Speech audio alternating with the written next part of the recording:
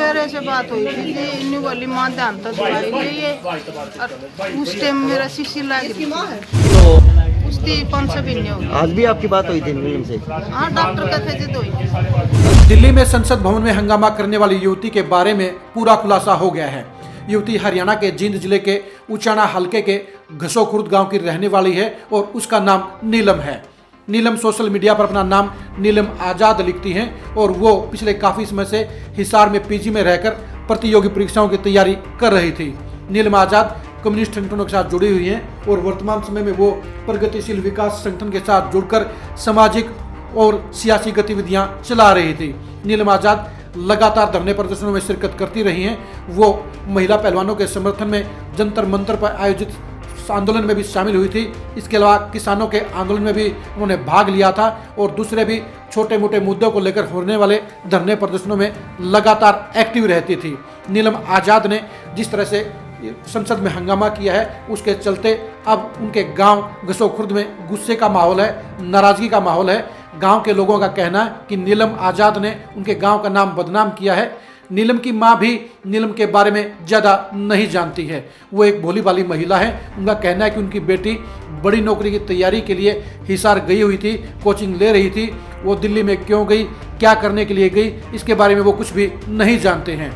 नीलम आज़ाद के बारे में खुलासा होने के बाद अब घसोखुर्द में मीडिया का अजमावड़ा लग गया है और मीडिया के लोग ग्रामीण और उनके परिजनों के साथ बातचीत करके नीलम के बारे में तरह तरह की जानकारी निकालने का काम कर रहे हैं। नीलम ने संसद में हंगामा कर जहां अपने गांव का नाम बदनाम कराया है, वहीं उन्होंने अपने परिजनों के लिए भी परेशानी खड़ी करने का काम किया है। आप खुद ही सुनिए कि नीलम ने संसद भवन से बाहर निकलते समय मीडिया के सामने क्या कहा, गांव के लोगों ने नीलम की इस कारगुजारी के बारे में क्या बातें कही हैं और नीलम की मां ने भी नीलम के बारे में क्या क्या जानकारी देने का काम किया है।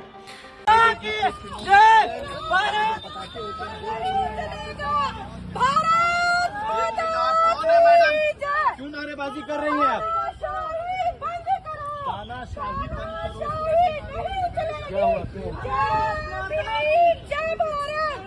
संविधान बचाओ। क्या नाम है आपका? क्यों नारेबाजी कर रहे हैं आप लोग? अत्याचार नहीं चलेगा, महिलाओं पे अत्याचार नहीं चलेगा, तानाशाही बंद करो।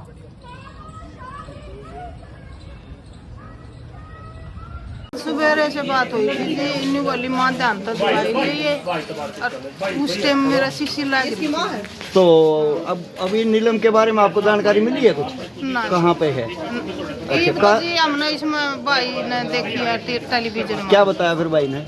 भाई ने बोली माँ नीलम इसमें आ रही है टेलीविजन में? हाँ, अच्छा, और कुछ नहीं बताया? कुछ नहीं। तो नीलम में वहाँ हिसार में क्या करती है? पता है जी, कितने समय से?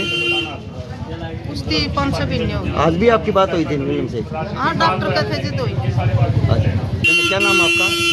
मेरा नाम सरस्वती है जी। ठीक। ना जी कोई लेना देना है। तो उसने ऐसा कदम क्यों उठाया होगा, आप क्या मानते हैं आप?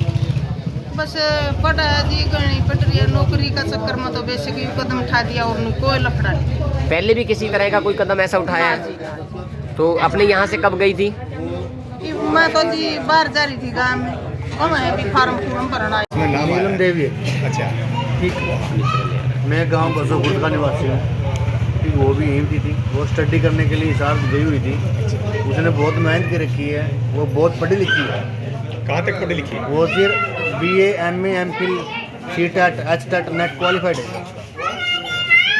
और उसकी संस्कृत की पढ़ाई है और गेंडा गुरुकुल खेड़ा से पढ़ाई की उसने। तो उसका एम क्या था? सर वो तो कोई एम तो है नहीं। जो ये बेरोजगारी चल रही है ना छात्रों के साथ, जो ये नाइंसाफ़ी होने लग रही है, ये उसी के खिलाफ है जो कुछ भी है। मतलब वो अपना संगठन चलाती थी पहले भी मजदूरों के संगठन पहले किसान आंदोलन में जाती थी, गांव वालों के साथ जाती थी। जो हमारे ताऊ जाते हैं, बड़े बूढ़े हैं, उनके साथ जाती थी धरने पे, प्रदर्शन पे, खटके टोल पे जाती थी। तो आपकी आखिरी बार बात कब हुई उससे? आज सुबह बात हुई सर।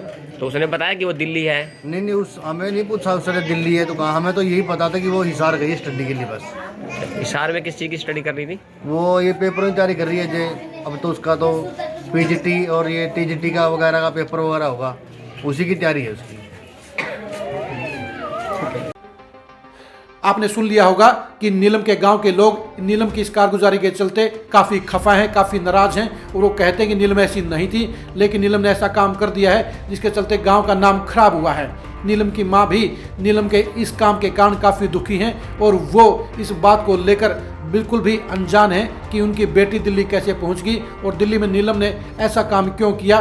नीलम के इस काम के बाद पूरे इलाके में चर्चा छिड़ चुकी है और गांव के लोग भी इस मामले में दबी जुबान से काफ़ी कुछ कह रहे हैं, लेकिन मीडिया के सामने गांव के लोग संभल कर बात कर रहे हैं और वो नीलम की बैकग्राउंड के बारे में नेगेटिव बातें नहीं कर रहे हैं।